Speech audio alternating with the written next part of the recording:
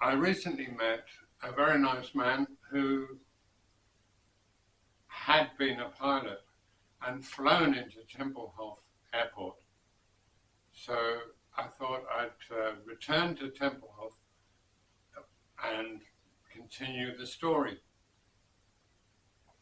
Tempelhof had been a training ground for Prussian soldiers before it turned into, under the National Socialists, an airport for military planes, and was then taken over by the Allies, who used it for military planes, until it then changed into a civil aviation airport, and then changed into a refugee camp, and then changed into a park, which is, as far as I know, still today. Berlin, when I got there for the first time, Berlin was a divided city. So it was actually under the control of the Allies, the four Allies. And they were the French, the Russians, the British, and the Americans. And each had their own sector. So it was not the capital of Berlin at the time. This is important because I actually know a Frenchman who went to the effort of leaving his country to avoid the draft, and he went to, of all places, Germany, and of all places in Germany, he went to Berlin, which was the only place at the time that had a French military presence. So he was actually arrested by the military police and had to do his time in the army in Berlin. It's a bizarre story, but it's true, and it just shows how recent and relevant everything is, even these tiny little stories, because we recently had the security conference in Munich, and the US Vice President gave a speech, which is still much contested by some people. It just shows you how times change. And I'd like to tell the story. It's about my experience with the Americans. So when I first got there to Berlin, there were helmeted Americans guarding the gates of the then airport, and this was very strange for me to see American military police. But we saw a lot of Americans, or I did, in the underground and everywhere in Berlin at the time, because they were instantly recognizable because they had those khaki uniforms on. Once I was on an underground train, and sitting opposite me were two American soldiers, and at the time I was wearing a small gold earring for some obscure reason. And one of the Americans said, "Oh, look at," in a loud voice, as if nobody speaks English in Berlin, or spoke English in Berlin. "Look at that guy across the way. He's got an earring in. He's probably gay." You know, he said this to his mate. So I waited for the train to stop, and I said, "Look," I got up and walked to the door and said in my best British officer's accent, "Well, by the way, your friend was right. It doesn't mean anything here." Anyway, back to our story. Times change. We are back now in a strange kind of Europe, which has changed so much.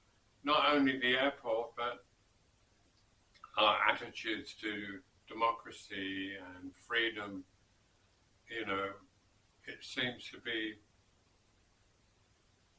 out of order to suggest that censorship is maybe not a good idea. But there you go. So I got ordered. I was presented with this gig. It was a farewell gig of the Americans. So I went down with two friends of mine. One, a very talented Ron Spielman, and a drummer, and we went down there to do the gig. We had to go through all the security checks and stuff, because everything was still standing. The building was still standing, which is probably still there. It had been built by the National Socialists, and the whole complex. The only difference was that in between the time it had been the headquarters of the Wehrmacht, and was that they had a fence down one side, because on the other side there was perhaps an official American building, maybe a diplomacy thing. I don't know what it was exactly, but it was guarded. On our side of the fence, it was very weird. Everything was overgrown. There were weeds coming up between the cracks, and it had obviously not been looked after for quite a while. It was a bit tacky, and the people were very strange as well. There were some black soldiers there, which was advantageous, strangely enough, for me, because you could instantly tell this was the time when Berlin was mostly white. These were American soldiers, or ex-soldiers. And there were a lot of white people, and the white people were just, well, you couldn't tell who was German and who was American. So it was weird. They had this security detail who were walking around with the big nightsticks, pretending to be American cops. And you had white people, either Germans or Americans, I don't know, doing this line dancing thing, which I'd never seen before.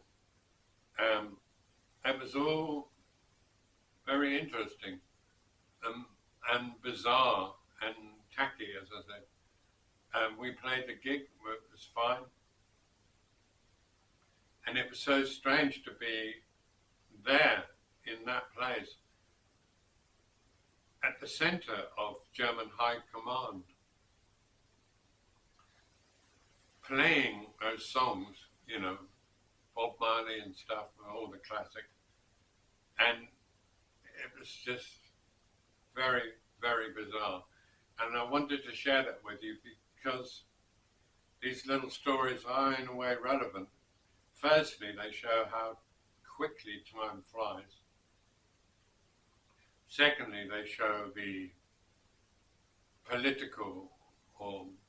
politically how times change so quickly. The man who stood up in Munich and was crying on stage, maybe crocodile tears, maybe not, but the German man who stood up and was crying was the same guy who, years before, had criticized the Americans because they were relying on Russian gas and oil. It was the same guy, who was criticizing Trump during his first presidency. And it just shows you how bizarre and how quickly things change. Well, I hope you enjoyed that little one. I just wanted to share it with you because I wanted to share with you what it was like to be at that weird festival. They had a handful of American vehicles.